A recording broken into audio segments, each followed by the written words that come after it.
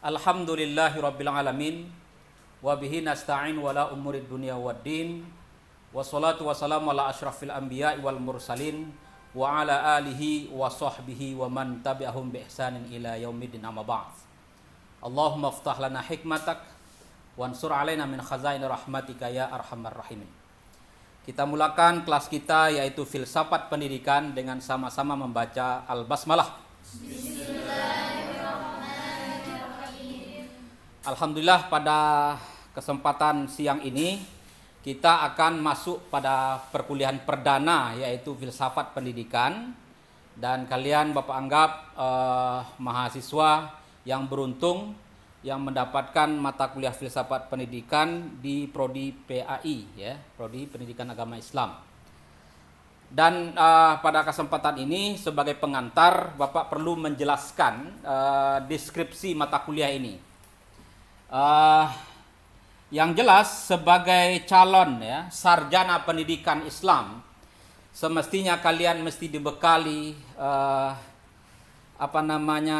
gagasan-gagasan filosofis, sehingga dengan kemampuan kalian memahami gagasan-gagasan filosofis ini membantu kalian untuk mencerna persoalan pendidikan. Dan juga bagaimana pendidikan itu bisa berkembang dengan melakukan inovasi-inovasi itu bermulai dari gagasan, ya. Kalau gagasan ini bisa kompatibel dengan diri manusia, maka landasan filosofis yang kamu miliki selama mendapat pendidikan ini akan membantu kalian sebagai stakeholder, apakah nanti kalian seorang guru atau sebagai perumus kebijakan tentang pendidikan, ataupun kepala sekolah, ataupun sebagai peneliti. Ini membantu kalian dalam merumuskan kebijakan ataupun kurikulum ataupun nilai yang kamu tanamkan dalam pendidikan. Nah, di sini dijelaskan tujuan atau deskripsi mata kuliah filsafat pendidikan adalah mengenali. Jadi mahasiswa Bapak membantu dengan mata kuliah ini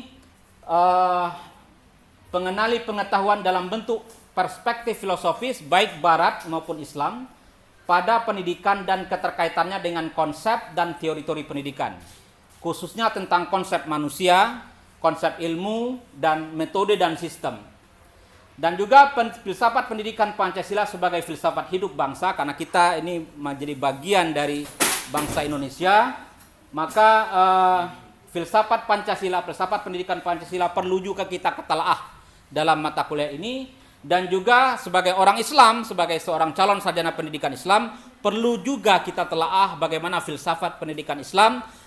Dan juga kita sebagai orang Minang juga perlu memahami filsafat pendidikan Minang. Jadi ini yang mencoba Bapak rumuskan, sehingga keterkaitan Islam dan Pancasila dan Minangkabau melengkapi pengetahuan kita tentang pendidikan berdasarkan perspektif filosofis.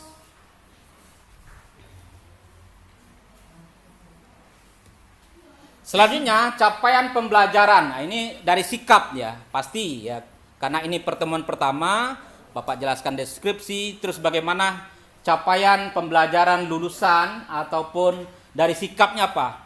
Dari mata kuliah ini Bapak tidak ingin dengan mata kuliah filsafat pendidikan yang mungkin ada yang menganggap filsafat itu sangat rasional, sehingga suatu yang tidak rasional akan tertolak, dan suatu yang tidak nampak secara panca indera akan tertolak, maka unsur-unsur ketuhanan menjadi tertolak. Dan ini Bapak tegaskan di sini, capaian pembelajaran tetap Bapak ketengahkan adalah pertama bertakwa kepada Allah Subhanahu wa taala dengan menunjukkan sikap beradab.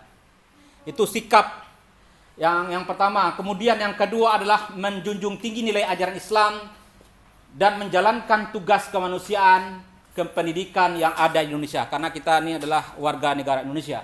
Kemudian yang ketiga, menghargai dan bertoleransi pada keanekaragaman budaya, agama, dan kepercayaan serta pandangan orang lain. Kita bertoleransi kepada sudut pandang yang berbeda, ya. Cuma perlu kita gariskan kalau suatu yang berbeda itu kalau bertentangan dengan apa yang menjadi pengikat kita di negeri ini, yaitu Islam, Pancasila, dan Minangkabau, maka toleransi ini perlu dipikirkan kembali. Kemudian menginternalisasikan nilai kebenaran ilmiah, norma dan etika akademik, dan menunjukkan sikap bertanggung jawab atas pekerjaan di bidang pendidikan secara mandiri. Dalam artian kepakaran di bidang filsafat ini atau perspektif filosofis ini mesti kalian punyai, sehingga membantu kalian dalam berkiprah nanti kemudian sebagai peneliti atau sebagai pendidik atau sebagai guru dan lain sebagainya secara mandiri. Kemudian mengimplementasikan nilai-nilai keislaman dan kemuhamadiyahan dalam pembelajaran mata kuliah filsafat pendidikan, karena kita di kampus Muhammadiyah. Kemudian capaian pengetahuan. Nah, pengetahuan juga perlu menjadi target mata kuliah ini, adalah menguasai teori pendidikan. Itu perlu tuh konsepnya. Untuk menjadi guru tuh gimana teori-teorinya, sebagai peneliti, konsultan pendidikan yang berbasis agama dan filsafat. Dan juga yang kedua, harapannya dengan mata kuliah ini kalian mampu memahami filsafat manusia, ilmu, dan metode dan sistem pendidikan dengan baik. Kemudian yang ketiga adalah mampu memahami prinsip filsafat dan hubungannya dengan pendidikan dalam mata kuliah filsafat pendidikan. Kemudian yang kelima, menguasai model-model pembelajaran berbasis penelitian ilmiah untuk mengembangkan pembelajaran PAI, karena kita adalah mahasiswa PAI. Kemudian untuk keterampilan umum, ini keterampilan umum yang perlu juga menjadi fokus perhatian mata kuliah ini, dalam artian mampu menerapkan pemikiran kritis. Pemikiran kritis dalam artian dia tidak hanya menerima apa saja yang dijelaskan tentang konsep sesuatu. Dia mesti paham betul dengan di mana konsep itu benar, bagaimana mengimplementasikannya, itu rational thinking berjalan dalam artian kritis terhadap sesuatu. Nah, ini yang menjadi pijakan keterampilan umum, sehingga juga mengajarkan mahasiswa berpikir sistematis, inovatif, logis yang benar dalam konteks pengembangan pembelajaran PAI. Kemudian yang ketiga, mampu menerapkan prinsip-prinsip filsafat pendidikan dalam pelaksanaan tanggung jawab sebagai pendidik dan guru profesional. Kemudian yang keempat, mampu mengembangkan keilmuan pendidikan dan pendidikan Islam melalui penelitian ilmiah. Ini bukan hanya sekedar mengenali dan mengetahui, juga ada upaya lanjutan mengembangkan pembelajaran mata kuliah ini. Pertama, Bapak mengharapkan kalian mampu memahami pengertian ruang lingkup filsafat pendidikan dan filsafat pendidikan Islam. Nah, ada dua nih, filsafat pendidikan dan filsafat pendidikan Islam. Karena ini kita PAI, jadi mesti kita hubungkan, ada semacam komparasi. Dan Bapak berusaha ketika menemukan sebuah gagasan filosof tentang konsep pendidikan, Bapak coba mengkritisinya, mengkomparasikan dengan cara pandang umat Islam atau sarjana Islam terkait dengan konsep pendidikan. Itu yang upaya Bapak lakukan, komparasi. Mungkin tidak juga diajarkan sama dosen-dosen lain. Ini agak berbeda. Kemudian mampu memahami sejarah latar belakang munculnya filsafat pendidikan. Kemudian mampu menjelaskan aliran-aliran filsafat modern. Itu juga perlu kita kenali aliran-aliran filsafat pendidikan modern, sehingga kita bisa menimbang atau mengkritisi mana yang sesuai, mana yang tidak sesuai dalam konteks kita sebagai mahasiswa prodi PAI. Kemudian mampu memahami perspektif filosofis tentang hakikat manusia, dan juga memahami perspektif filosofis tentang hakikat ilmu, dan juga memahami perspektif filosofis tentang metode dan sistem dalam pendidikan, mampu memahami filsafat pendidikan Pancasila sebagai filsafat hidup bangsa, kemudian mampu memahami filsafat pendidikan Islam dan sebagai kita filsafat hidup orang Islam, dan juga filsafat pendidikan orang Minang, karena kita sebagai orang Minang. Nah, penilaian dalam perkuliahan ini perlu kalian harus perhatikan ya. Pertama, sikap. Sikap ini misalnya dalam menyampaikan pendapat dalam diskusi, kan selalu kita ada diskusi nih. Filsafat ini senang kita diskusi. Apa yang kita pikir baik itu kita sampaikan, apa yang kita ketahui, kita tanyakan. Nah, sikap kita menanyakan, sikap kita mengafirmasi, sikap kita menolak pandang lain, itu juga nilai, itu bagian dari sikap. Itu penilaian dari Bapak juga. Kemudian pengetahuan, bertanya bukan hanya sekedar bertanya, tapi berdasarkan pengetahuannya benar, dalam artian bacaan yang memadai. Sehingga ketika kamu membacaannya memadai, sehingga bertanya pun sesuai dengan pakem keilmuan filsafat pendidikan. Kemudian keterampilan, kreativitas membuat presentasi. Jadi bukan hanya sekedar membacakan ataupun membuat makalah kemudian dibacakan, tapi dipresentasikan. Bagaimana kamu mempresentasikan apa yang kamu pikir baik dalam pikiran, dalam apa yang kamu pahami tentang apa yang kamu sampaikan. Itu juga perlu namanya wasail idah ataupun alat peraga, penjelas. Misalnya dengan PowerPoint gitu. Nah, ini yang sekarang Bapak gunakan adalah PowerPoint bentuk, ini wasail idah dalam ilmu pendidikan. Alat peraga untuk memperjelas biar penyampaian kita sesuai dengan alur yang kita sudah buat itu, biar sistematis gitu. Kemudian ini bobot penilaian. Kalian bisa tidak ada pertanyaan lagi, kenapa saya dapat A, saya dapat B, dapat C. Biasanya yang bertanya itu dapat C, dapat A itu pasti diam-diam saja. Ya enggak? Ya kan? Kalau dapat A enggak mungkin ditanya oleh itu dah. Kalau yang dapat C, itu pasti ditanya tuh. Nah, yang perlu kita paham di sini bahwa bobot kehadiran itu Bapak nilai 5%, ya. Kamu hadir 100% itu nilainya 5%. Misalnya 16 pertemuan, kamu hadir semua, itu nilainya 5%. Apalagi yang tidak hadir, makin kecil nilaimu. Ini. Kemudian keaktifan di kelas, kalian itu memang aktif dalam diskusi, jangan diam-diam saja. Membaca, bertanya, berkomentar, menjelaskan apa yang belum jelas, itu juga bagian penilaian. Kemudian sikap perilaku, itu Bapak nilai 10%. Kemudian bobot nilai harian, tugas terstruktur, misalnya presentasi, dengan membuat makalah, dengan tugas-tugas yang kelompok misalnya, itu Bapak nilai 25%.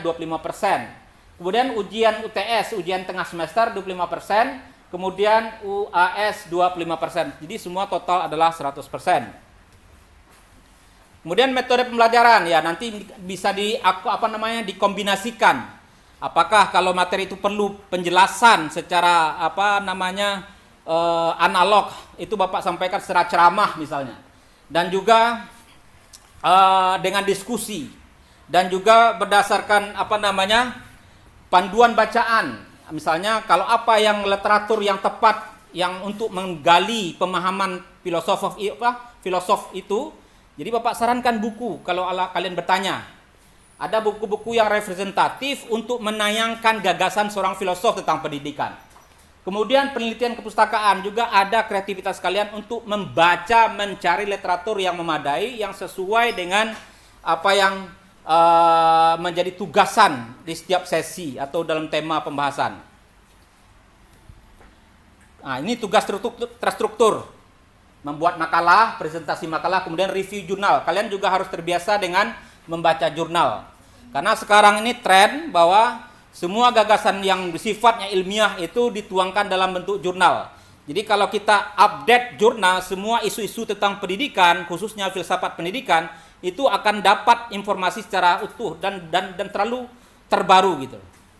Nah, itu perlu kita review jurnal untuk melengkapi pengetahuan kita tentang isu-isu terkini terkait dengan filsafat pendidikan.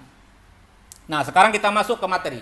Karena ini materi pertama, perlu Pak jelaskan karena ini filsafat pendidikan secara istilah perlu kita definisikan dahulu. Biar kita dapat gambaran, ibaratnya tasawurnya sesuai gitu ya. Tasawur itu adalah konsepsi bagaimana dalam pikiran memahami tentang suatu. Nah, perlu pendefinisian. Apa itu filsafat? Nah, istilah filsafat atau falasafah ini dalam bahasa Indonesia itu sebenarnya diserap dari bahasa Arab, ya, itu falsafah yang merupakan pengaraban dari kata majmu' filosofia, ya. Filosofia yang dalam bahasa Yunani kuno gabungan dari kata philein dan sophia. Philein itu artinya cinta, kemudian sophia itu kearifan. Itu secara secara ringkas gitu. Nah, yang menarik di sini kalau kita merujuk apa itu sophia, kita rujukan para filosof yang otoritatif. Pertama, Bapak rujuk adalah Aristoteles tentang sophia. Apa yang dipahami Aristoteles tentang sophia itu? Di sini Aristoteles, ya mungkin tidak Bapak bacakan, ini bahasa Yunani. Maknanya adalah sophia itu adalah biasanya dipahami sebagai pengetahuan mengenai pokok-pokok perkara dan sebab-sebabnya. Itu dulu. Jadi sophia menurut Aristoteles adalah pengetahuan tentang pokok-pokok perkara dan sebab-sebabnya. Jadi apapun yang menjadi pokok perkara tentang sesuatu, nah yang itu menjelaskan tentang sebab-sebab sesuatu itu, ini bagian dari penjelasan tentang Sophia. Ini menurut Aristoteles. Sekarang kalau kita rujuk pahaman, ini ada semacam pergeseran, ini ada bentuk pergeseran. Maha pahaman Sophia dengan Yunani dengan Romawi. Sedangkan cendekiawan Romawi dan tokoh-tokoh gereja istilah Sophia diterjemahkan ke dalam bahasa Latin menjadi sapientia dengan dari kata sapere yang artinya mengetahui. Sehingga kalau kita sesuai dengan kata sapientia ini, Bapak temukan definisi yang diajukan oleh Thomas Aquinas, seorang tokoh filosof yang banyak mencorakkan gagasan filosof Kristen, agama Kristen di sini. Thomas Aquinas, dia katakan sapientia itu adalah pengetahuan yang membahas sebab-sebab utama dan sebab-sebab umum. Sebab pengetahuan yang membahas sebab-sebab utama dan sebab-sebab umum. Jadi sapientia ini meneliti sebab-sebab inti dari segala sebab. Jadi sapientia ini meneliti sebab-sebab inti dari segala sebab. Nah, ini bahasan sapientia. Itu menurut sarjana atau tokoh Romawi. Nah, sehingga akhirnya apa?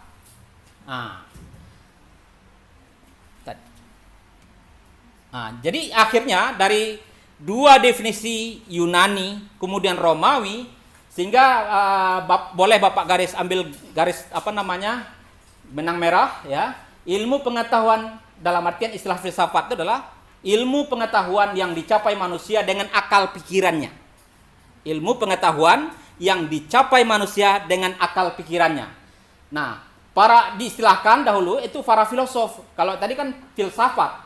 Dan orang-orang yang mencapai pengetahuan dengan pikirannya itu disebut filosof. Nah, filosof zaman dahulu itu semua yang berkaitan dengan sebab-sebab utama itu dikaji dan diteliti. Apakah persoalan-persoalan alam semesta, persoalan-persoalan langit dan bumi, kemudian hewan dan tumbuh-tumbuhan sampai mineral pun menjadi pokok perhatian filosof ketika itu. Namun kemudian ini yang menarik. Nah, yang dahulu filosof itu luas cakupannya. Maka filosof ketika itu yang kalau dalam konteks sekarang itu sudah terjadi penyempitan. Yang bicara filosof yang memahami tentang alam semesta ataupun persoalan-persoalan mineral atau tentang sains itu disebut saintis. Padahal dahulunya istilahnya umum atau filosof. Maka di sini adalah kelompok orang yang di zaman sekarang kita panggil sebagai saintis. Kalau dahulu filosof saja. Nah, sekarang sudah mengerucut. Nah, nanti ada sebabnya, ada datanya gitu. Disebut saintis.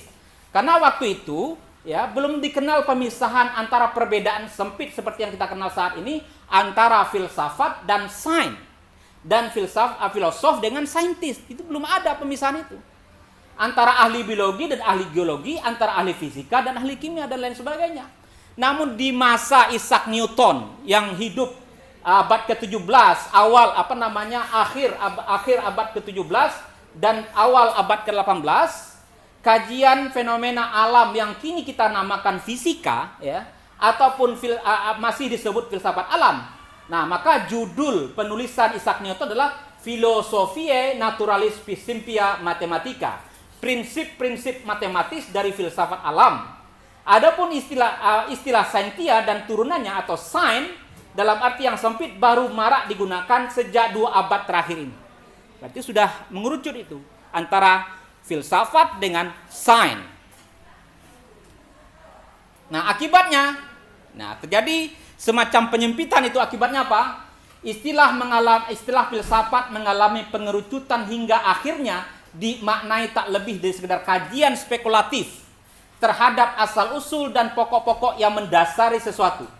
Lalu ketika dihubungkan dengan cabang ilmu tertentu seperti filsafat kemudian diartikan sebagai perenungan dan uraian menyeluruh lagi mendalam tentang persoalan-persoalan asasi, prinsip-prinsip dan hukum-hukum dalam ilmu yang bersangkutan. Maka muncullah kemudian filsafat ilmu matematika, filsafat ilmu fisika, filsafat ilmu biologi, filsafat ilmu ekonomi, hingga akhirnya filsafat ilmu pendidikan dan sebagainya. Ini karena pengerucutan tadi.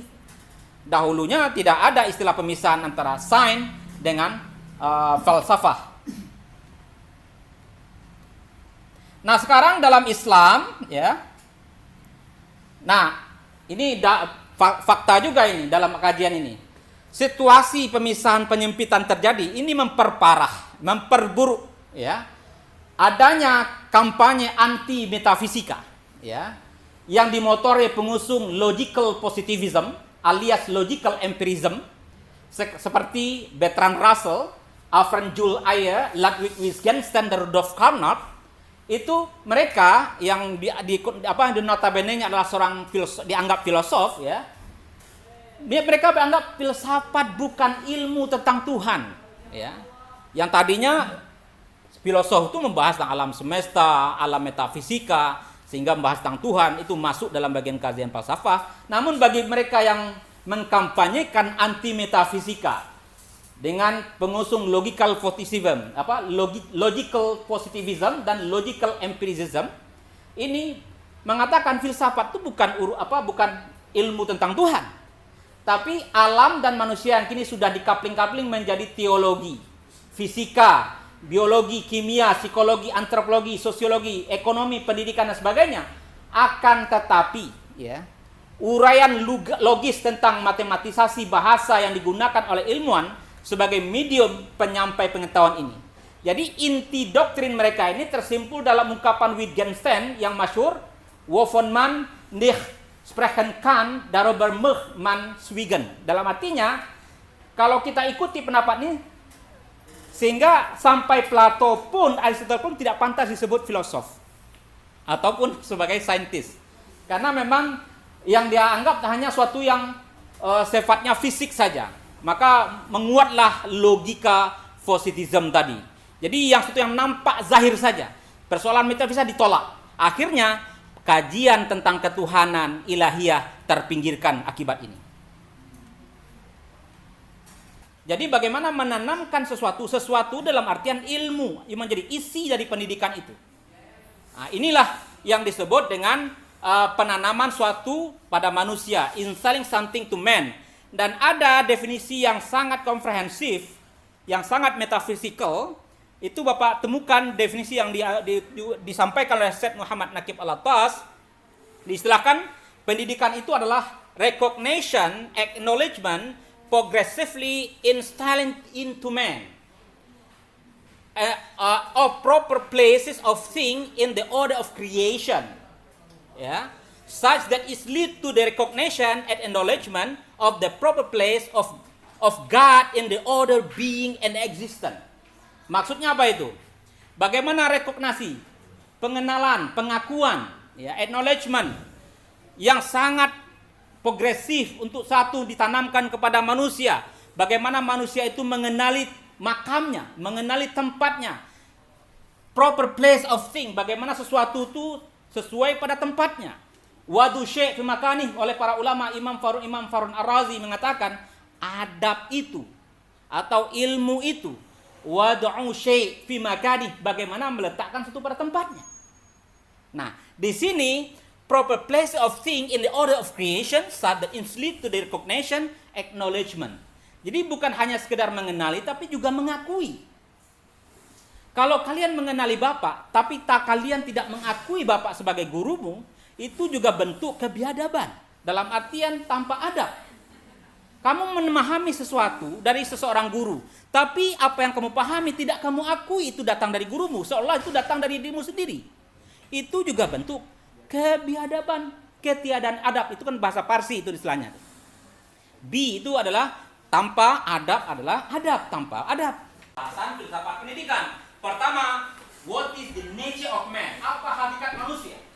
Karena kalian manusia, Bapak manusia. Maka kita sesama manusia, bagaimana kita mengenali hakikat diri kita? Sehingga ketika kita mengenali hakikat kita, maka akan memudahkan kita memahami persoalan alam jagat raya ini terkait dengan pendidikan. Kemudian, ini yang menjadi the nature of man, hakikat manusia. Kemudian something ini adalah isi dari pendidikan itu. Isi dari pendidikan itu. Apa isinya? Ilmu pengetahuan. Kalau kalian calon sarjana pendidikan, isinya adalah ilmu pendidikan Islam. Betul tidak? Ya kan? Apa saja seorang sarjana pendidik Islam itu? Pertama, dia mesti memahami Al-Quran dan Sunnah dan akidah yang memadai, sehingga pengetahuan-pengetahuan asas menjadi fondasi seorang muslim, seorang mukmin, seorang sarjana pendidikan. Ini mesti pahami hakikat manusia. Dan nature of knowledge itu adalah isi dari pendidikan itu. Ilmu apa yang akan dijelaskan kepada kalian, akan disantap oleh kalian. Kalau dalam pendidikan Islam, ilmu pendidikan Islam, ya, nah, ini pentingnya. Maka isinya adalah ilmu pendidikan Islam atau ilmu keislaman atau ilmu atau ajaran Islam, isinya itu. Kemudian installing, kalau menginstalkan sesuatu atau menanamkan sesuatu, ini terkait dalam filsafat pendidikan itu adalah metode dan sistem. Ini pembahasan metode dan sistem. Metode dan sistem. Ini aja kalau udah persoalan menanamkan, nah itu dua saja pembahasan, nanti akan memudahkan kalian dalam penelitian kalau ada kasus-kasus pendidikan nanti. Ya. Ini udah metode sistem. Apa metodenya? Apa sistemnya? Kalau bicara tentang bagaimana mengimplementasikan sebuah gagasan, bagaimana menanamkan sebuah nilai kepada masyarakat atau kepada manusia, bagaimana mengeducate people, bagaimana mendidik manusia. Nah, ini juga berkait dengan metode dan sistem. You must aware about this. Kamu harus peduli ataupun harus punya perhatian tentang itu. Samping ini adalah isi pendidikan. Nah, sedangkan ini adalah objek. Nah, objek pendidikan manusia, ilmu, dan metode dan sistem. Jadi tiga aja, the nature of man, kemudian the nature of knowledge atau hakikat ilmu, kemudian the nature of method and system, hakikat metode dan sistem. Sehingga itu saja. Kalaupun ada semacam pengembangan, misalnya Bapak masukkan di mata kuliah ini ada filsafat pendidikan Pancasila, filsafat pendidikan Minangkabau, filsafat pendidikan Islam, ini pengembangan itu semua. Karena kalau di Minangkabau objeknya bagaimana orang Minang, ya, diinstalkan sesuatu terkait dengan ilmu yang berhubungan dengan epistemologi Minangkabau. Orang Islam, kita semua orang Islam, Muslim, maka perlu diinstalkan bagaimana caranya. Yang diisi itu adalah keislaman, ilmu-ilmu keislaman. Kalau kita hubungan dengan kewarganegaraan sebagai warga negara Indonesia, apa yang menjadi falsafahnya? Pancasila. Sehingga tidak, orang Muslim tidak dianggap sebagai anti Pancasila. Nah, kita harus memahami Pancasila, itu tidak? Ya enggak? Kita harus aware dari ini. Maka Bapak masukkan dalam kurikulum ya RPS mata kuliah filsafat pendidikannya sehingga menjadi sempurna, komprehensif. Orang Minang dapat, orang Islam dapat, orang negara Indonesia sebagai orang Indonesia juga dapat. Sehingga kita menjadi lulusan pendidikan agama Islam tidak anti Pancasila. Oke? Saya pikir cukup. Ada pertanyaan? Nah, silakan. Ini menarik, kalau ada yang bertanya senang. Ya. Saya mau bertanya, Pak. Ya. Nah, seperti yang kita tahu kan bahwasanya ilmu filsafat ini berasal dari daerah Yunani, Pak.